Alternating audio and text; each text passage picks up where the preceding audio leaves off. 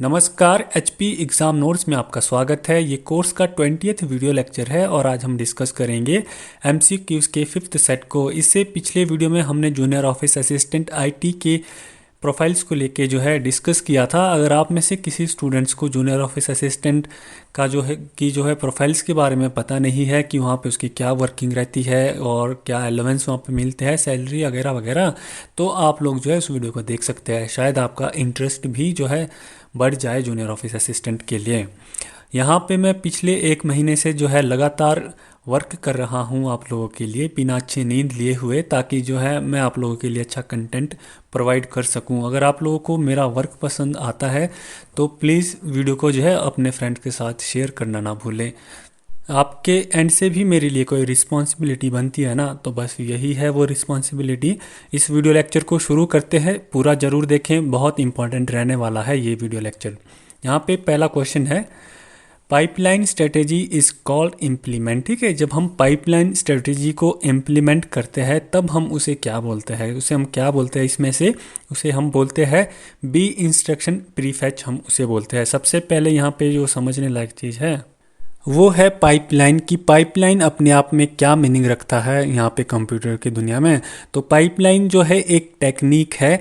जब हम अपने कंप्यूटर में प्रोग्राम को रन कर रहे होंगे तो वहाँ पे मल्टीपल इंस्ट्रक्शंस रहती है जो ओवरलैप कर जाती है एक दूसरे के साथ। ठीक है, तो उस ओवरलैपिंग को ख़त्म करने के लिए हम पाइपलाइन टेक्निक का यूज़ करेंगे। इसमें क्या रहता है कि इंस्ट्रक्शन को जो है यहाँ पे जो है डिवाइड कर दिया जाएगा स्टेजेस में। ठीक है, बाद में उन स्टेजेस को जो है एक दूसरे के साथ कनेक्ट कर दिया जाएगा। जब उनको कनेक्ट कर दिया जाएगा तो वो जो है एक पाइपलाइन जैसा स्ट्रक्चर बनाएगा, मतलब कि एक सीधी लाइन सी बनाएगा जिसे जो है पाइपलाइन से रिप्रेजेंट किया गया है। उन स्टेजेस में एक पॉइंट से डेटा एंटर करेगा और दूसरे पॉइंट से डेटा एग्जिट करेगा। जैसे कि पाइपलाइन में होता है कि पानी एक पॉइंट से एंटर करता है और दूसरे पॉइंट से जो है एग्जिट करता है। तो ये रहता है इस टेक्निक में ओवरलैपिंग को ख़त्म करने के लिए। तो इसका कौन सा आंसर है? बी इसका सही आंसर है। अब शायद आप लोगों को ये क्वेश्चन आ गया होगा। नेक्स्ट क्वेश्चन देखते हैं। A sales clerk at a checkout counter scanning a tag on an item rather than keying it into the system is using। ठीक है, तो यहाँ पे पूछ रहा है कि एक सेल्स काउंटर जो रहता है वो क्या करता है कि हमारे जो थिंग्स रहती है, आइटम्स जो रहती है, उसके टैग को स्कैन करता है। उसकी इन्फॉर्मेशन को ऐसे ही सिस्टम में जो है एंटर नहीं कर देगा, कीइंग नहीं कर देगा। जैसे आप लोगों ने देखा होगा मॉल्स वगैरह वगैरह में जब हम कोई चीज़ लेते हैं, आइटम्स लेते हैं, तो वहाँ पे वो आइटम्स पे जो टैग लगा होगा, बार लगा होगा, उसको ही स्कैन करता है और स्कैन करके जो है पूरी इन्फॉर्मेशन उसे मिल जाती है। तो उस प्रोसेस को क्या बोलते हैं? तो इस प्रोसेस को बोलते हैं स्कैनिंग ऑटोमेशन। ठीक है, तो ये तो हमारी एवरीडे लाइफ में यूज़ होता है ये प्रोसेस। मुझे लगता है कि ऐसे क्वेश्चन जूनियर ऑफिस असिस्टेंट में पूछने चाहिए या फिर उस एग्ज़ाम में जो 10th+2 पे हो रहा है। अगर यहाँ पे हाई लेवल के क्वेश्चंस पूछे जाते हैं जैसे हम पहले हमने किए हुए हैं या करते आ रहे हैं, तो वो तो जो है +2 के स्टूडेंट्स के लिए कैसे जस्टिफाइड तो यहाँ पे 1200 रुपये फीस भी नहीं है ना पंचायत सेक्रेटरी के लिए। तो यहाँ पे कुछ भी हो सकता है, बोलने वाला तो कोई है नहीं। तो नेक्स्ट देखते हैं। The operating system call Unix is typically used for. जो ऑपरेटिंग सिस्टम रहता है यूनिक्स, उसे हम जो है ज़्यादातर या टिपिकली इनमें से किन कंप्यूटर्स में यूज़ करते हैं ये हमने बताना है। अब सबसे पहले जान लेते हैं कि operating system Unix operating system है क्या और इसको किसने डेवलप किया था। यूनिक्स ऑपरेटिंग सिस्टम जो है 1970s में जो है डेवलप किया गया। किसने डेवलप किया था इनको? किन थॉमसन और डेनिस ने जो है मिलके, ये जो दो साइंटिस्ट थे, इन्होंने इसको जो है डेवलप किया। ये ऑपरेटिंग सिस्टम, अब आप बोलेंगे हम तो इसको यूज़ करते ही नहीं है, बस हम पढ़ते आ रहे हैं इस ऑपरेटिंग सिस्टम के बारे में। आजकल तो हम विंडोज़ ऑपरेटिंग सिस्टम यूज़ करते हैं क्योंकि as comparison to Windows Unix operating system से जो है ईजी है ऑपरेट कर पाना। ये थोड़ा डिफ़िकल्ट रहता है इसे ऑपरेट कर पाना। और यहाँ पे जो ये यूनिक्स ऑपरेटिंग सिस्टम है और ये एक्सपेंसिव भी है। पहले के ज़माने में यूज़ होते थे ये ऑपरेटिंग सिस्टम। यहाँ पे एक और याद करने वाली बात है, पॉइंट याद रखने वाला है कि यूनिक्स ऑपरेटिंग सिस्टम जो है पोर्टेबल ऑपरेटिंग सिस्टम नहीं है। तो इसका आंसर जो है डी इसका आंसर है। All of these are correct. मतलब यहाँ में हम इन सभी में जो है यूनिक्स ऑपरेटिंग सिस्टम को यूज़ कर सकते हैं, बट हम करते नहीं हैं आजकल। In addition to keying data directly into a database, data entry can be done from. ठीक है, जब हम किसी डेटाबेस में जो है डेटा को जो डायरेक्टली एंटर करते हैं या कीइंग करते हैं, तब वहाँ पे जो डेटा रहता है वो किस फॉर्म में रहता है? तो इसका आंसर देना हमने ए, इनपुट फॉर्म में रहता है वो डेटा। तो ये तो बहुत आसान है, ए इसका सही आंसर है। नेक्स्ट देखते हैं। When you purchase a product over A mobile phone the transaction is called, ठीक है, जब हम कोई प्रोडक्ट को जो है मोबाइल फ़ोन के द्वारा जो है परचेज करते हैं तब हम उस ट्रांजेक्शन को क्या बोलते हैं। इसका जो है सी सही आंसर है, एम कॉमर्स हम उस ट्रांजेक्शन को बोलते हैं। यहाँ पे ई कॉमर्स ना लिख देना आप लोग, क्योंकि ई कॉमर्स तो वो रहता है जिसे जब हम जो है चीज़ों को जो है इलेक्ट्रॉनिकली ही जो है परचेज करते हैं इंटरनेट के जरिए, तो हम उसे ई कॉमर्स बोलते हैं। बट इसका आंसर क्या रहेगा, एम कॉमर्स इसका आंसर रहेगा, सी इसका सही आंसर है। Vendor created program modification are called, ठीक है, तो जो वेंडर क्रिएटेड प्रोग्राम की मॉडिफिकेशन रहती है उसे हम क्या बोलते हैं। तो जब मैं इस वीडियो लेक्चर को प्रिपेयर कर रहा था तो मुझे पता चला कि कई कई जगह पे जो है पैचेज इसका सही आंसर दिया गया है, और मैं इसको यहाँ पे बता रहा हूँ फिक्सिस इसका सही आंसर है मेरी तरफ से। बाकी एक बार आप भी इस क्वेश्चन को जो है सर्च कर लेना कि इसका सही आंसर क्या है। अब इसको समझ लेते हैं। पैचेस क्या रहते हैं कि ये स्मॉल पीसीज रहते हैं सॉफ्टवेयर के, और इनका वर्क क्या रहता है कि सॉफ्टवेयर के प्रोग्राम में जो कोई मिस्टेक रहती है या कोई प्रॉब्लम्स रहती है ये उसको जो है करेक्ट करते हैं पैचेस जो स्मॉल पीसीज में रहते हैं, और ये ऑपरेटिंग सिस्टम के प्रोग्राम को करेक्ट करने में भी हेल्प करते हैं। और इन पैचेस को हम क्या बोलते हैं, फिक्सिस भी बोलते हैं है हम इन पैचेस को। तो इसलिए मैंने इसका जो है बी आंसर लगाया है कि पैचेस के को हम फिक्सिस भी बोलते हैं। अब आप एक बार आप खुद भी देख लेना। नेक्स्ट देखते हैं। Storage media such as a CD read and write information using, जो हमारा स्टोरेज मीडिया रहता है जैसे सीडी हो गया, हार्ड डिस्क हो गया, या फिर मैग्नेटिक स्ट्रिप्स हो गई, तो वहाँ पे जो हम रीड राइट इन्फॉर्मेशन को रीड और राइट करते हैं तो इनमें से हम किस टेक्निक का यूज़ कर सकते हैं उसमें। तो इसका सही आंसर डी है, all of this is correct answer.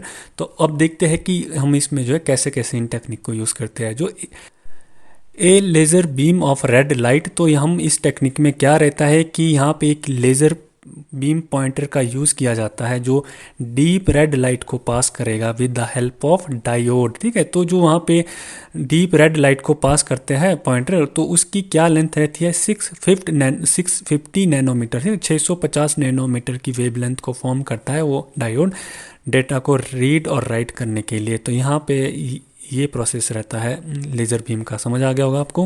Magnetic dots, जैसे हमारे हार्ड डिस्क ड्राइव जो रहते हैं वहाँ पे हम डेटा को रीड और राइट करते हैं, वो किस टेक्निक से करते हैं, मैग्नेटिक डॉट्स से करते हैं। और मैग्नेटिक स्ट्रिप्स तो वहाँ पे रहती है, जैसे हमारी फिल्म पहले के ज़माने में फिल्म में जो रील्स वगैरह वगैरह रहती थी मैग्नेटिक, तो वो हम वहाँ पर यूज़ करते थे। वहाँ पर जो है उसमें डेटा को रीड राइट करने के लिए हम जो है मैग्नेटिक स्ट्रिप्स का यूज़ करते थे। नेक्स्ट देखते हैं। Controls a client computers resource, ठीक है, तो क्लाइंट कंप्यूटर के रिसोर्स को जो है कौन कंट्रोल करता है, इनमें से सर्वर एप्लीकेशन करता है, आसान है। The term P C X T refer to, ठीक है, तो जो टर्म पी सी और एक्स टी है वो इनमें से क्या रेफर करती है। तो इसका सही आंसर है बी, इसका सही आंसर है पर्सनल कंप्यूटर एक्सटेंडेड टेक्नोलॉजी जो है टर्म पी सी और एक्स टी को रेफर करती है। आप कर लेना इसको, बहुत इंपॉर्टेंट क्वेश्चन है ये भी। विच of the following devices discriminate between multicast and unicast packet, ठीक है, तो इनमें से वो कौन से डिवाइसेस रहते हैं जो डिस्क्रिमिनेट करते हैं किसके बीच में, मल्टीकास्ट और यूनिकास्ट पैकेट के बीच में। तो सबसे पहले समझ लेते हैं कि मल्टीकास्ट एंड यूनिकास्ट पैकेट अपने आप में क्या मीनिंग रखते हैं। तो जब हम मल्टीकास्ट टेक्निक का यूज़ करेंगे तो इसमें हम मल्टीकास्ट जो है सोर्स का यूज़ करेंगे। इसमें क्या रहता है कि हम जो है सिंगल कॉपी ऑफ डेटा को जो है ट्रांसमिट करेंगे किस में, मल्टीकास्ट एड्रेस में, सिंगल मल्टीकास्ट एड्रेस में हम उस डेटा को ट्रांसफ़र करेंगे। फिर वहाँ से क्या होगा, जितने भी लोग उस एड्रेस से जुड़े हुए होंगे, जितने भी पर्सन उस एड्रेस से जुड़े हुए होंगे, तो वो डेटा उन सभी को शो हो जाएगा। मान लो बात कि मैं कोई वीडियो बनाता हूँ, मुझे बहुत सारे लोगों को मैं पहुँचानी है, तो मैं सबसे पहले क्या करूँगा कि मल्टीकास्ट एड्रेस पे जो है डेटा को ट्रांसमिट करूँगा। फिर वहाँ से उन ग्रुप्स में उन लोगों को सेंड करूँगा जो उस लिंक से जो है एड्रेस से जो है कनेक्ट हुए होंगे। और यूनिकास्ट में क्या रहता है, यहाँ तो फिर डेटा हम पर्सन टू पर्सन भेजेंगे, वो भी प्राइवेटली। तो ये इनका जो है मीनिंग रहता है, और इसका सही आंसर है डी, इसका सही आंसर है एम राउटर जो है यहाँ पे डिवाइसेस जो है डिस्क्रिमिनेट करता है किसके बीच में, मल्टीकास्ट और यूनिकास्ट के बीच में। शायद आप लोगों को ये भी समझ आ गया होगा। नेक्स्ट देखते हैं। Junk email is also called, ठीक है। जो जंक ईमेल रहती है उसे हम और क्या बोलते हैं, उसको हम और जो है स्पैम भी बोलते हैं। जंक ईमेल होता क्या है कि यहाँ पे जो कंपनियाँ होती है वो जो है लार्ज अमाउंट ऑफ ईमेल्स जो रहती है, जैसे उनका कोई प्रोडक्ट आ गया, अब जैसे आ गया कोई प्रोडक्ट उनका और उसको उन्होंने पब्लिश करना है, तो पहले पहले क्या होता था कि उसको जो है मेल को, आपकी मेल को जो है आपने उनको प्रोवाइड भी नहीं किया हुआ है, बट आपको जो है जंक मेल भेज दिया जाएगा कंपनी की ओर से कि हमने जो है ये प्रोडक्ट रिलीज़ किया हुआ है और इससे इस ऑफ़र में जो आप इसको ख़रीद सकते हैं। तो पहले होता था जंक ईमेल वाला प्रोसेस, अब तो जो है एडवर्टाइजमेंट ज़्यादा दिखाई जाती है, तो इसको हम क्या बोलते हैं, आल्सो स्पैम ईमेल भी हम इसको बोलते हैं। नेक्स्ट देखते हैं, in spreadsheet name of the point where row and column intersect is called, ठीक है। तो इन स्प्रेडशीट कहाँ पे यूजेज होती थी, एक्सेल में यूजेज होती थी, जहाँ पे रो और कॉलम एक दूसरे के साथ इंटरसेक्ट करते हैं तो हम उसे जो है किस नाम से जानते हैं, उसे हम जानते हैं सेल के नाम से। और ये हमने जो है MS एक्सेल में बहुत अच्छे तरीके से किया हुआ है। तो यहाँ पे जो रो रहती है वो लेफ्ट साइड में रहती है जिसे हम डिनोट करते हैं 1 2 3 4 से, और जो कॉलम रहता है वो टॉप में रहता है जिसे हम डिनोट करते हैं ABCD से। तो इसको तो हमने बहुत अच्छे से किया हुआ है एक्सेल में, अगर आपने वो नहीं देखा तो एक्सेल भी आप वो वीडियो लेक्चर भी देख ले, बहुत इंपॉर्टेंट है। नेक्स्ट देखते हैं, Which of the following use routes with packet filtering rules to allow or deny access based on source address, destination address और पोर्ट नंबर, ठीक है। तो इनमें से वो क्या है जो रूट्स का यूज़ करती है विद पैकेट फिल्टरिंग्स रूल्स, ठीक है, और अलाउ करता है डेटा को, या फिर ये डिसीजन लेता है कि डेटा को अलाउ किया जाए या फिर एक्सेस को डिने किया जाए, और वो किस पे बेस्ड रहता है, सोर्स एड्रेस पे, डेस्टिनेशन एड्रेस पे और पोर्ट नंबर पे। तो इनमें से वो क्या है, तो इसका जो है बी ये सही आंसर है, पैकेट फिल्टरिंग फायरवॉल है। और ये पैकेट फिल्टरिंग फायरवॉल क्या करती है कि यहाँ पे जो है हम जो है रूल्स को सेट कर देंगे, चाहे फिर सोर्स एड्रेस, डेस्टिनेशन एड्रेस और पोर्ट नंबर का यूज़ करके जो है यहाँ पे हम क्या कर सकते हैं कि यहाँ पे जो है रूल्स को हम सेट करते हैं कि यहाँ पे अनऑथराइज डेटा है को जो है ब्लॉक कर दिया जाए, ऑथराइज डेटा को जो है सेंड कर दिया जाए, या फिर वो डेटा जो इलीगली है गवर्नमेंट की ओर से वगैरह वगैरह जिस पे इलीगेशन लगाई जाती है उनको सबको जो है डिने एक्सेस कर दिया जाए। तो इसका जो है बी सही आंसर है। फायरवॉल हमने पहले भी 1-2 बार कर लिया है। Which of the following are true about firewalls, तो इनमें से क्या है जो कौन से स्टेटमेंट्स है जो सही है फायरवॉल के केसेस में। तो यहाँ पे देखते हैं, फिल्टर्स नेटवर्क ट्रैफिक, ये भी सही है। कैन बी आइदर है हार्डवेयर और सॉफ्टवेयर डिवाइसेस, तो ये भी सही है कि फायरवॉल सिस्टम्स को हम जो है हार्डवेयर और सॉफ्टवेयर दोनों डिवाइसेस में जो है यूज़ कर सकते हैं। Follows A set of rules, और ये जो है सेट ऑफ रूल्स को भी फॉलो करता है। तो इसका सही आंसर डी है, all of the above statements are correct. Next देखते हैं, Which of the following devices is specially designed to forward packet to specific port based on the packet address, तो इनमें से वो कौन सा डिवाइसेस है जिसे स्पेशली डिज़ाइन किया गया है पैकेट को फॉरवर्ड करने के लिए, कहाँ पे, स्पेसिफिक पोर्ट में, और वो किस पे बेस्ड रहता है, पैकेट एड्रेस पे बेस्ड रहता है। तो इसका सही आंसर बी है, स्विचिंग हब इसका सही आंसर है। After booting process which file execute automatically, ठीक है। तो जब हमारा बूटिंग प्रोसेस जो है कंप्लीट हो जाएगी उसके बाद इनमें से कौन सी फाइल जो है ऑटोमेटिकली एग्जीक्यूट हो जाती है। तो इसका सही आंसर है सी, इसका सही आंसर है ऑटो exe.bat जो हमारी फाइल रहेगी वो ऑटोमेटिकली जो है एग्जीक्यूट हो जाएगी। तो इसका सी आंसर है, इसको याद कर लेना आप।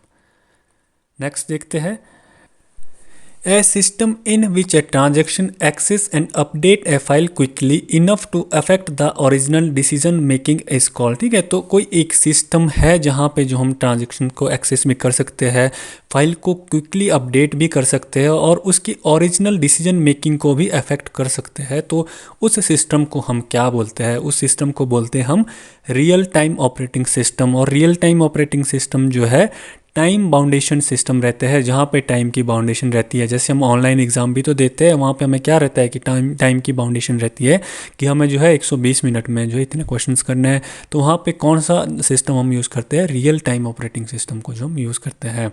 नेक्स्ट देखते हैं, what is the other name for LAN card, ठीक है। तो लोकल एरिया नेटवर्क कार्ड का दूसरा नाम क्या है, तो इसे हम जो है NIC के नाम से भी जानते हैं। ए इसका करेक्ट आंसर है, और NIC स्टैंड करता है नेटवर्क इंटरफेस कंट्रोलर। आगे देखते हैं, batch processing is also known has, batch processing को हम और किस नाम से जो है जानते हैं? तो बैच प्रोसेसिंग वो होती है जहाँ पे हम ट्रांजेक्शन जो है बैचेस में करते हैं या ग्रुप्स में करते हैं, तो हम उसे क्या बोलते हैं? बैच प्रोसेसिंग भी बोलते हैं। और यहाँ पे जो इसको क्या बोलते हैं, और सीरियल भी हम इसको बोलते हैं, सिक्वेंशली भी हम यहाँ पे डाटा को प्रोसेस कर सकते हैं। ऑफलाइन प्रोसेसिंग भी यहाँ पे रहती है। जब एक बार बैच प्रोसेसिंग अंडर वे होएगी तो वहाँ पे हमें पर्सन की ज़रूरत भी नहीं रहती बैच प्रोसेसिंग को हैंडल करने की, वो खुद ब खुद जो है डेटा को ट्रांसमिट कर दिया, ट्रांजेक्शंस कर देगी ग्रुप में या बैचेस में। तो इसका जो है all of the above is correct answer, D इसका सही आंसर है। Extension name of flash file is flash file की जो है एक्सटेंशन नेम क्या रहते हैं? .swf, स्मॉल वेव फाइल इसका जो है एक्सटेंशन नेम रहता है। और इसे कहाँ पे यूज़ किया जाता है? स्मॉल वीडियो कंटेंट में हम इसको यूज़ करते हैं या फिर वेक्टर बेस्ड एनिमेशन पे हम इसको यूज़ करते हैं। नेक्स्ट देखते हैं, मैसिंटॉश कंप्यूटर यूज डैश मल्टीटास्किंग, इनमें से किस में मैसिंटॉश कंप्यूटर को जो है मल्टीटास्किंग के लिए यूज़ किया जाता है? तो 20 का सही आंसर है, कोऑपरेटिव में इसको यूज़ किया जाता है। वायरस स्टैंड फॉर, या वायरस जो है क्या स्टैंड रखता है? Vital information resource under seize जो है वायरस की फुल फॉर्म है। 20 का सही आंसर है, तो बहुत आसान है। नेक्स्ट देखते हैं, which switch should be use in the directory command to view file in all directories. ठीक है, तो इनमें से कौन सा स्विच यूज किया जाता है डायरेक्टरी कमांड में जो हमारी डायरेक्टरीज की सारी फाइलों को जो है शो कर सकते हैं, जिसमें हम की देख भी सकते हैं डायरेक्टरी कमांड की सारी फाइलें? तो इसका सही आंसर सी है, ऐसे स्विच हम यूज़ करते हैं। और इसका क्या वर्क रहता है ऐसे स्विच का? डायरेक्टरी कमांड में जितनी भी फाइलें रहती होगी वो उसको एक अलर्ट मैसेज भी भेजता है कि आप लोग अब तैयार हो भाई, कोई भी एक्शन लिया जा सकता है आपके इंस्ट्रक्शंस का, डायरेक्टरी फाइल्स का, कुछ भी किया जा सकता है फाइल के साथ कंप्यूटर में। जैसे कि उस मूवी में भी होता है कि हाउ इज़ द जोश, जवानों को बोल रहे होते हैं कि आप लोग तैयार हो, आप लोगों से कोई भी काम लिया जा सकता है। तो ऐसे स्विच का काम जो है अलर्ट करना भी रहता है डायरेक्टरी कमांड में जितनी भी फाइलें रहती है। Which of the following are the best tool for fixing error on disk, तो इनमें से वो कौन सा बेस्ट टूल है जो डिस्क में जो है एरर को फिक्सिंग करने के लिए यूज़ किया जाता है? तो इसका सही आंसर बी है, स्कैन डिस्क जो है एक टूल है जो डिस्क में एरर को जो है फिक्सिंग करने में हम यूज़ कर सकते हैं। आगे देखते हैं, the arranging of data in logical sequencing is called, जो हम डेटा को अरेंज करते हैं लॉजिकल सीक्वेंस में तो उसे हम और क्या बोलते हैं? सॉर्टिंग भी हम उसे बोलते हैं। ए इसका सही आंसर है। What is the responsibility of the logical unit in the CPU of a computer? तो लॉजिकल यूनिट की क्या रिस्पॉन्सिबिलिटी रहती है CPU में, कंप्यूटर की CPU में? तो इसका सही आंसर बी इसका सही आंसर है, टू कंपेयर्स नंबर। तो ये तो बहुत आसान है। आगे देखते हैं, the collection of program that control how the computer system run and process information is called. तो जो हमारे कंप्यूटर सिस्टम में कलेक्शन ऑफ प्रोग्राम्स रहता है और जो ये कंट्रोल करता है कि कंप्यूटर जो है कैसे रन करे और इंफॉर्मेशन कैसे प्रोसेस करे, तो उसे हम क्या बोलते हैं? ऑपरेटिंग सिस्टम बोलते हैं। पेज स्टीलिंग इज, ठीक है, तो पेज स्टीलिंग को हम और क्या बोलते हैं? Is taking page frames from other working sets. ठीक है, तो यहाँ पे जो हम फ्रेम्स को लेते हैं किसी दूसरे वर्किंग सेट से तो उसे हम क्या बोलते हैं? पेज स्टीलिंग भी बोलते हैं। आगे देखते हैं, When a computer is first turn on और restarted, जब हमारा कंप्यूटर टर्न ऑन होता है या फिर रीस्टार्टेड होता है, a special type of absolute loader is called. तो जो वहाँ पे उस time special type of absolute loader रहता है उसे हम क्या बोलते हैं? उसे हम बोलते हैं बूस्ट ट्रैप लोडर बोलते हैं। इसका सी सही आंसर है। Dash transforms one interface into another interface, इनमें से वो क्या है जो एक इंटरफेस से दूसरे इंटरफेस को जो है ट्रांसफ़र करते हैं? तो सॉफ्टवेयर वो रहने वाला है, तो बी इसका सही आंसर है। ये हमारे आज के 30 क्वेश्चंस थे। उम्मीद है आप लोगों को पसंद आए होंगे। अब हम जो है पिछले वीडियो लेक्चर की एक्सरसाइज को देखते हैं। Arrange the following devices in ascending order of their speed. ठीक है, तो यहाँ पे जो डिवाइसेस दिए गए हैं उनको हमने जो है असेंडिंग ऑर्डर में जो है प्लेस करना, अरेंज करना है उनकी स्पीड के हिसाब से। असेंडिंग ऑर्डर मतलब कि बढ़ते क्रम में सबसे पहले हमने उसको रखना है जो जिसकी स्पीड सबसे कम है, फिर उसके बाद उसकी जिसकी स्पीड थोड़ी ज़्यादा है उससे, फिर उसके बाद उसकी जिसकी स्पीड ज़्यादा है, और टॉप में हमने उसको रखना है जिसकी स्पीड जो है सबसे ज़्यादा है। तो इसका आंसर जो है, सही आंसर जो है सी इसका सही आंसर है। सबसे कम जो यहाँ पे स्पीड रहती है वो फ्लॉपी डिस्क की रहती है, फिर उससे ज़्यादा हार्ड डिस्क की रहती है, फिर उससे ज़्यादा रैम की रहती है, और फिर इन सबसे ज़्यादा किसकी रहती है? कैशे मेमोरी की जो है स्पीड रहती है। तो इसका सी सही आंसर है। जिन स्टूडेंट्स ने इसका आंसर दिया हुआ है, कॉन्ग्रेचुलेशंस, आपने बहुत अच्छा आंसर दिया है। आगे देखते हैं।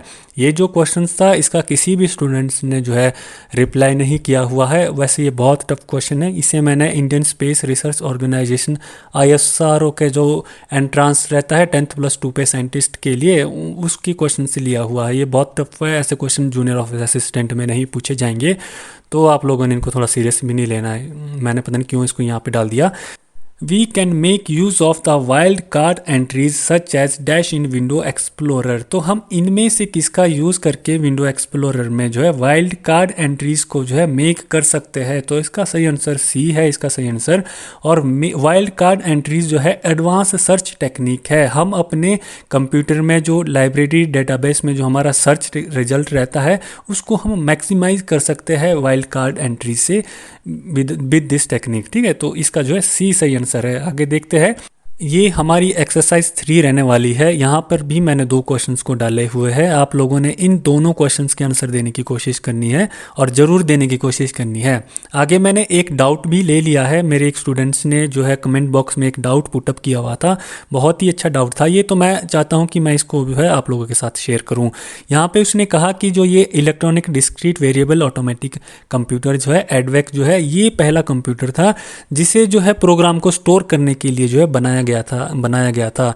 बट मैं आप लोगों को बताना चाहता हूं, जो ये कंप्यूटर है इसमें ये प्रोग्राम को स्टोर करने के लिए तो बनाया गया था, बट इसमें पहले प्रोग्राम स्टोर हुआ ही नहीं, इसमें प्रोग्राम रन हुआ ही नहीं, तो उसको जो है इस कैटेगरी में नहीं रखा गया।